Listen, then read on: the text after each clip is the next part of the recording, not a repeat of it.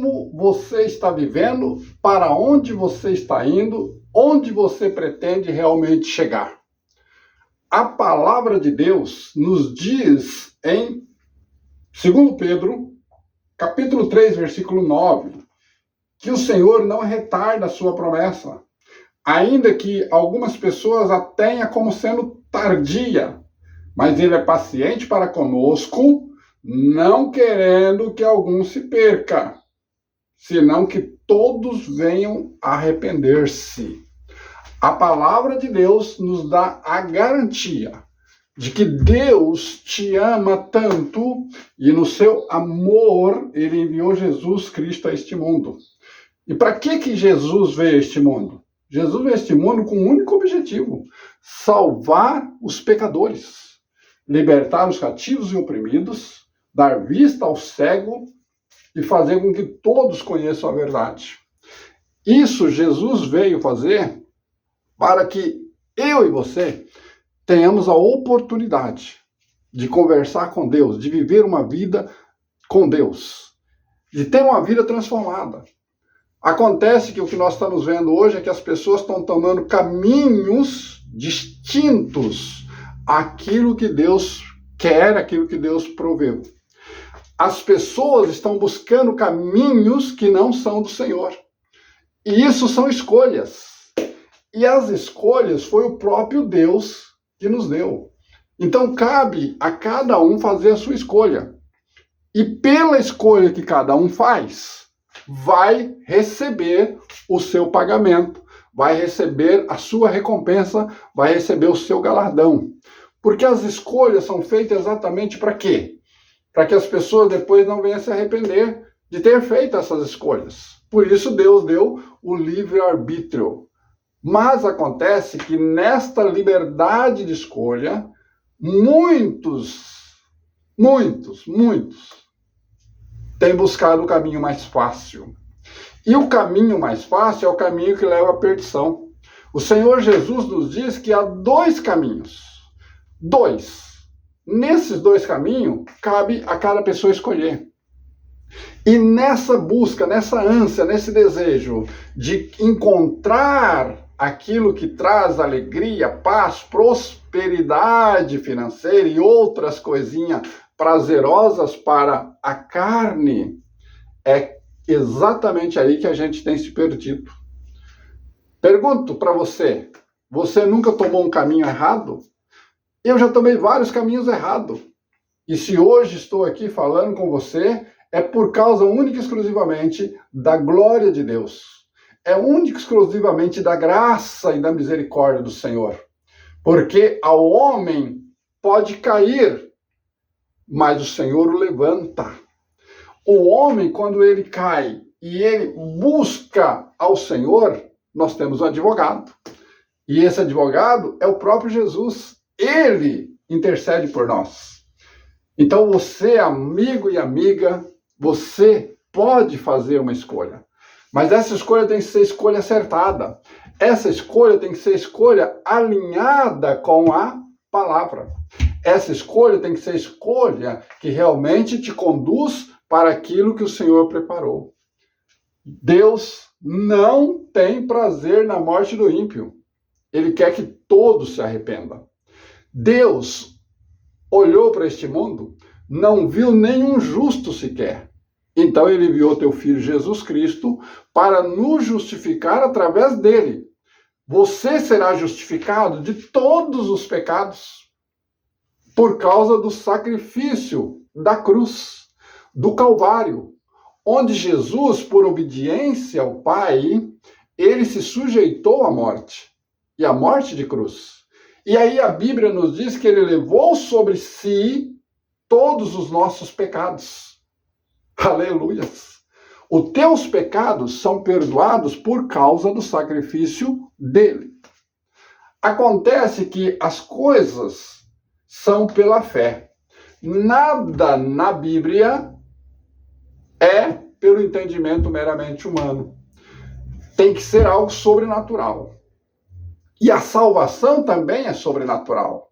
Tanto que Efésios capítulo 2, você vai ler lá, que a salvação é pela graça, mediante a fé. E a fé é um dom de Deus. Deus te dá o dom para que você seja salvo mediante esta fé que Ele te deu. Mas para quem que Deus dá isso? Para aqueles que entendem que precisam de Deus, aqueles que entendem que são doentes e que precisam do médico. Jesus deixou claro isso. Eu não vim buscar os sãos, eu vim buscar os doentes. Eu não vim buscar os justos, eu vim buscar os pecadores ao arrependimento. Tem muita gente que está nesse mundo e você fala com eles da palavra de Deus, você busca orientá-los segundo a palavra de Deus e eles acham que não é nada disso. Tem muita gente religiosa, praticando religião. Tem muita gente que vai carimbar, né, o seu passaporte todo final de semana, sábado, domingo, às vezes durante a semana, lá na sua igreja. Igrejas católicas, evangélicas, às vezes até, né, outras sinagogas, estão indo lá, estão carimbando. Mas o compromisso com a palavra, o compromisso com Deus, esse inexiste nas suas vidas. Caíram ou nunca nem andaram em pé. Se já andaram, caíram. E se caíram, não querem se levantar mais.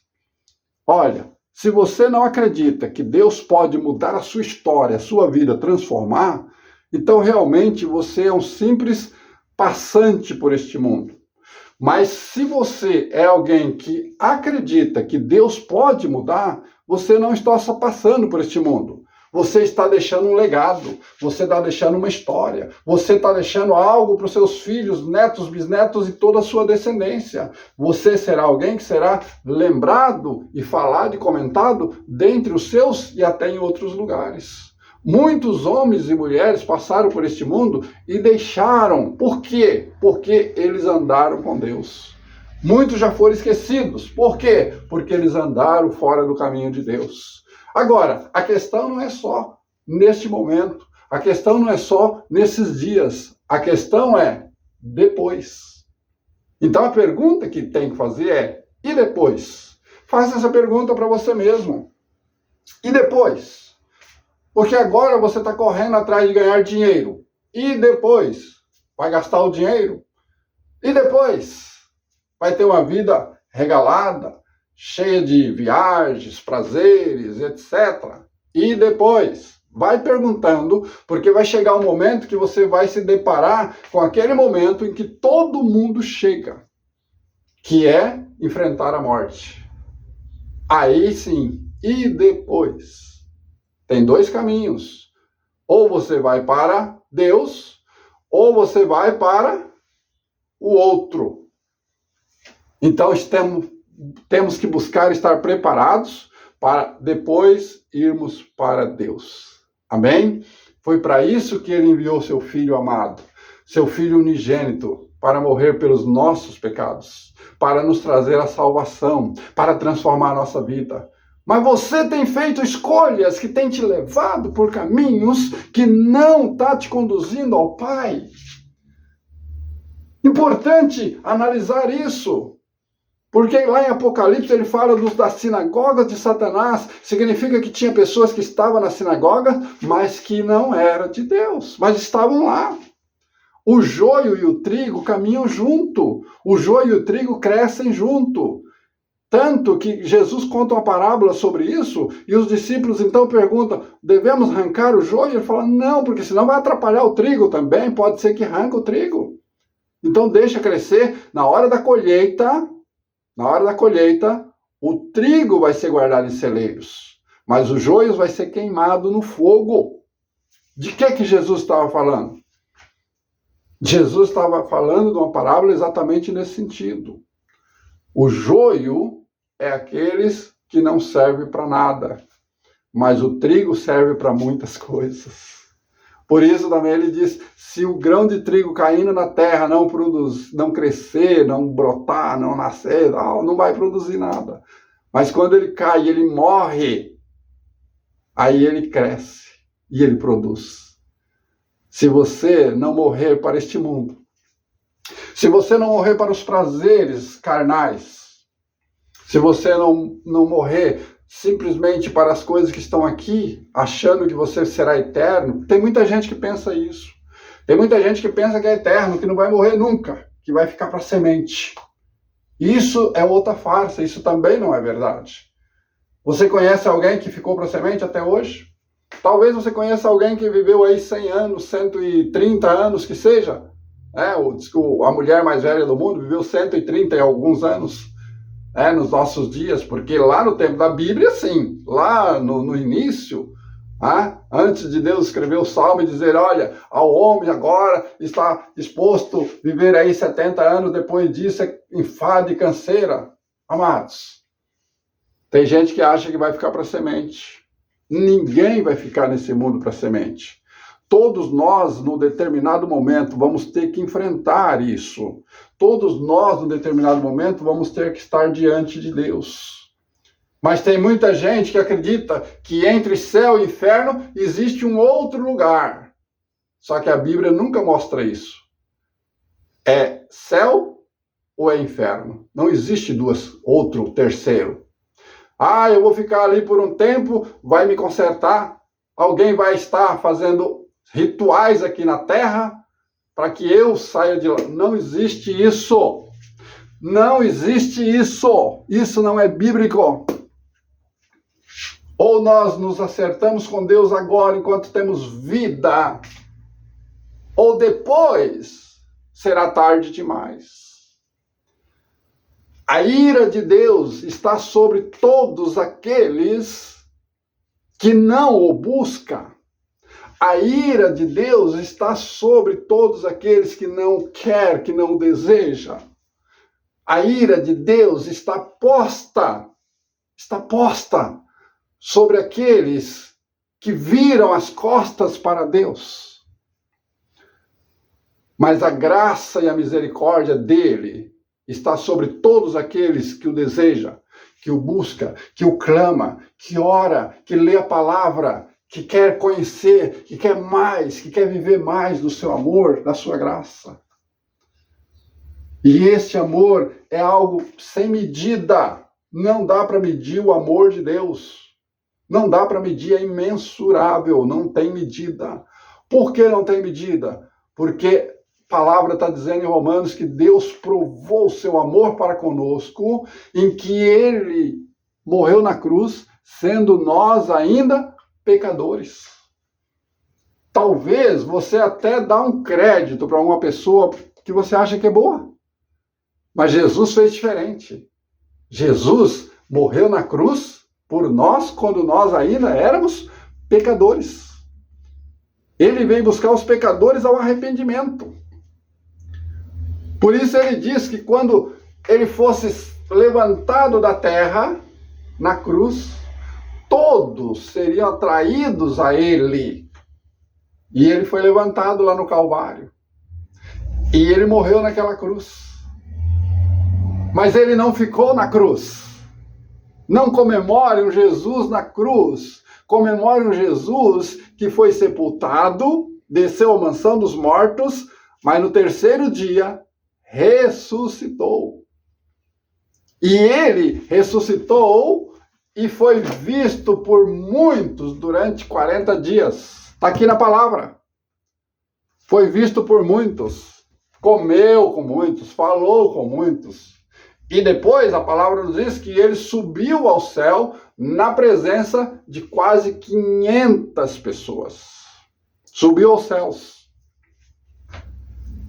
E ele subiu ao céu com uma promessa que ele já tinha dado. Enviarei o Consolador para que fique convosco. O Espírito Santo, que vai te ensinar todas as coisas. Aleluias! Para quê? Para que você não fique órfão, não fique sozinho.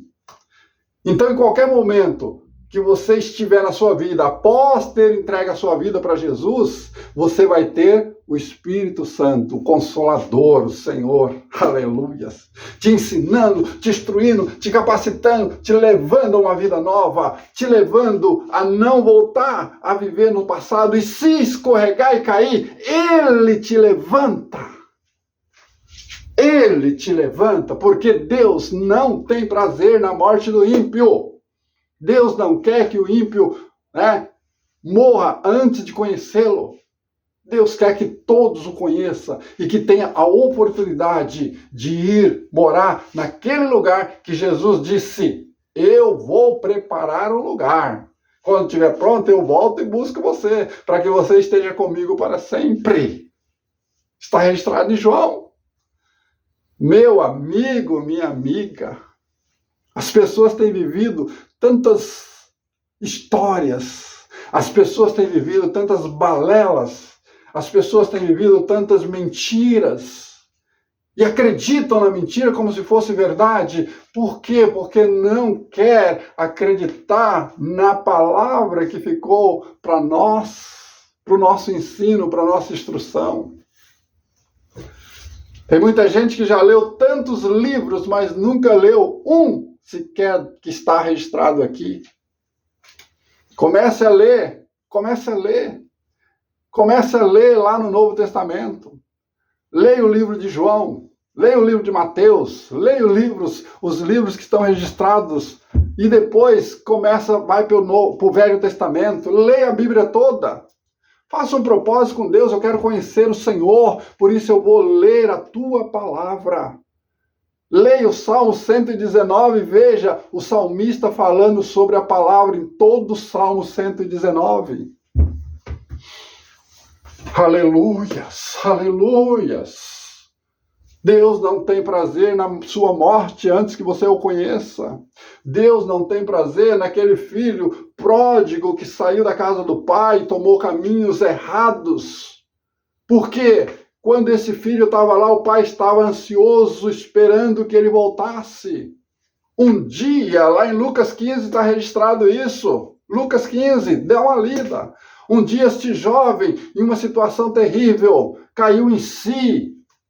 E ele reconheceu o seu estado. E ele disse: voltarei para a casa do meu pai. Vou confessar a ele que eu pequei contra ele, pequei contra Deus. E ele voltou. Ele não só pensou, ele agiu. Ele agiu, você precisa agir. E quando ele agiu e voltou, o pai estava lá o aguardando e o recebeu de braços abertos. Meu amigo, cair é do homem, levantar é de Deus, quando o homem deseja ser levantado. Esses dias vi um testemunho de uma mulher que vivia numa vida terrível depois de ter perdido tudo, porque entrou no uso da droga, do crack. E vi o testemunho dela após todos esses anos no crack. Por quê? Porque encontrou-se com Jesus, entregou a sua vida a Jesus. Ela estava caída na lama, perdida, não tinha mais esperança. Mas no dia que ela encontra Jesus, a vida dela muda, é transformada. É esse Jesus que quer mudar a sua vida. É esse Jesus que quer transformar a sua vida. É esse Jesus que quer que você tenha uma vida abençoada aqui na terra. E por fim, entra no reino celestial. Um dia os discípulos questionaram com Jesus: Jesus, nós deixamos tudo para seguir o Senhor. E agora, o que nós vamos ganhar com isso? E Jesus foi claro para com eles. Todos aqueles que deixam pai, mãe, tudo aquele que deixa fazenda, tudo aqueles que deixa para me seguir, herdará 100 vezes mais. E por fim, a vida eterna. Sabe, diante disso, eu fico me perguntando, aquele jovem que chegou em Jesus um dia e disse: Senhor, olha, o que eu farei para entrar no reino dos céus? E Jesus falou: olha, você precisa obedecer os mandamentos. E ele falou: quais? Honrar o pai, mãe, etc. e tal. Jesus falou: sim. Ah, mas isso eu já faço desde que eu era pequeno. E Jesus disse: então só te falta uma coisa, que seria, né? Desapega das coisas terrenas. Então Jesus falou para ele: vai e vende tudo que você tem, dê aos pobres e vem e siga-me. E esse jovem ficou triste, saiu calado e foi embora. Por quê? Estava preso nas coisas terrenas. Você pode ser um homem rico, milionário, continuar rico, milionário, usando tudo que você tem, para a glória de Deus.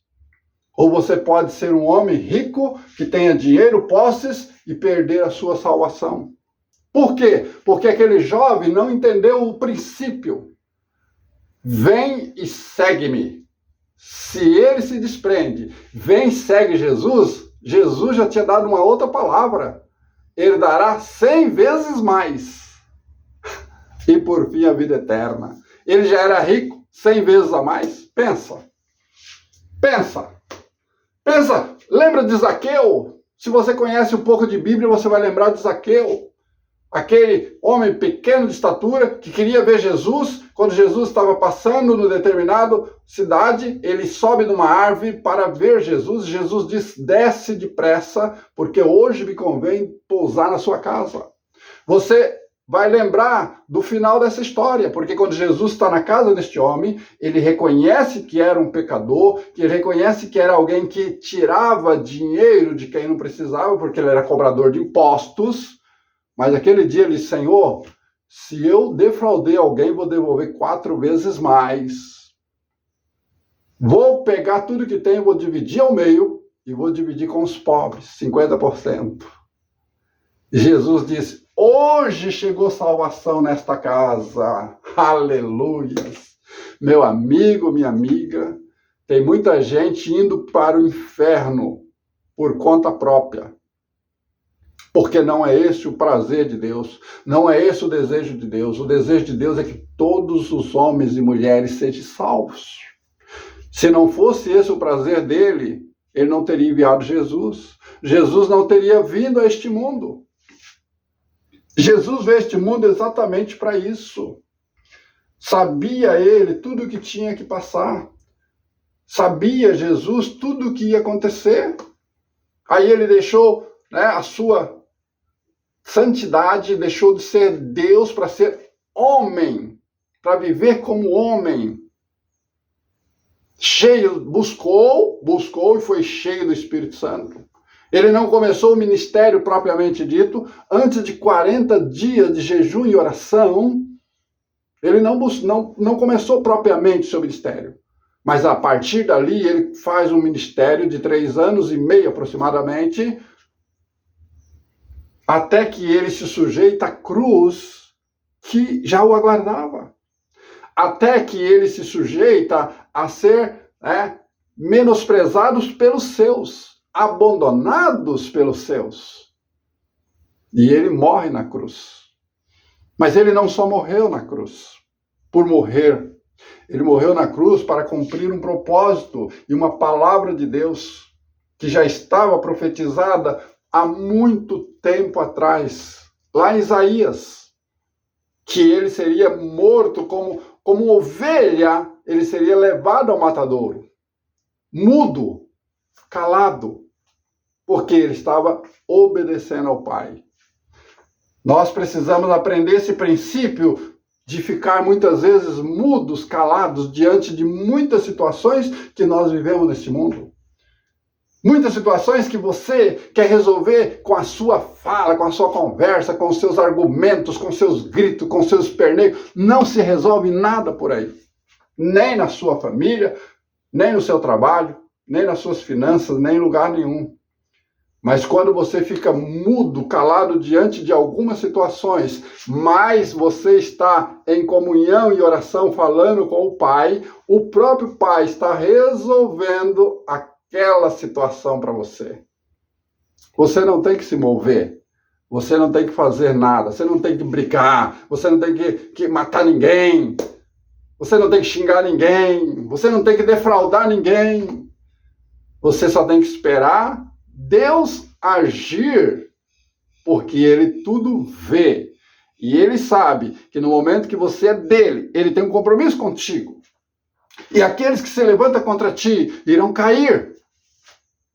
Todos que se levantarem contra ti, todos que se levantarem contra ti, eles cairão, se você estiver na presença do Pai Celestial. São princípios, amados. São princípios de Deus registrados na sua palavra.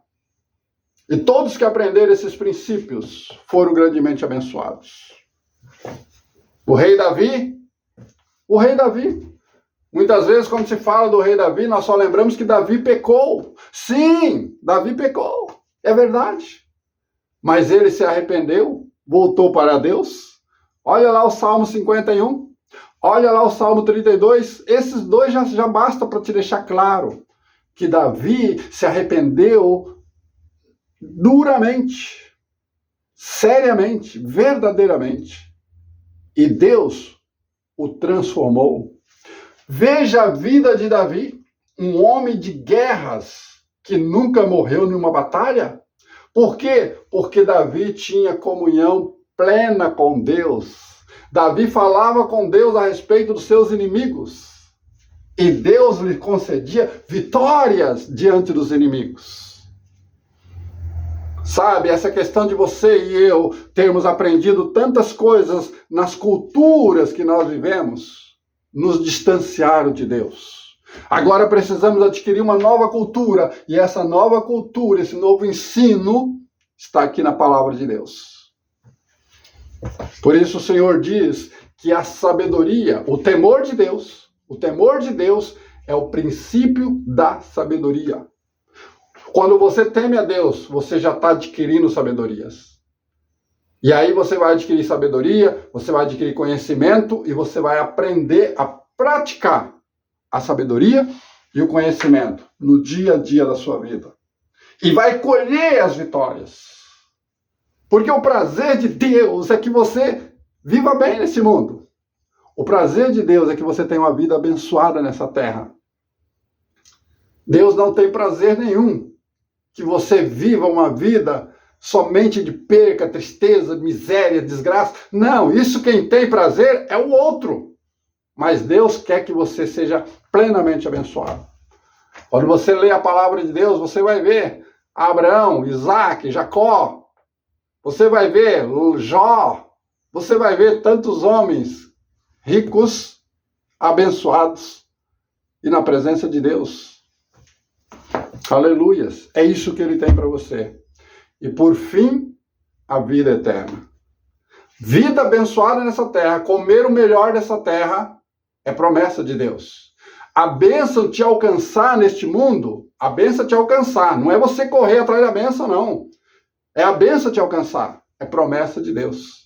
Só basta você colocar a sua vida no altar de Deus. Confesse a Deus que você é um pecador, uma pecadora.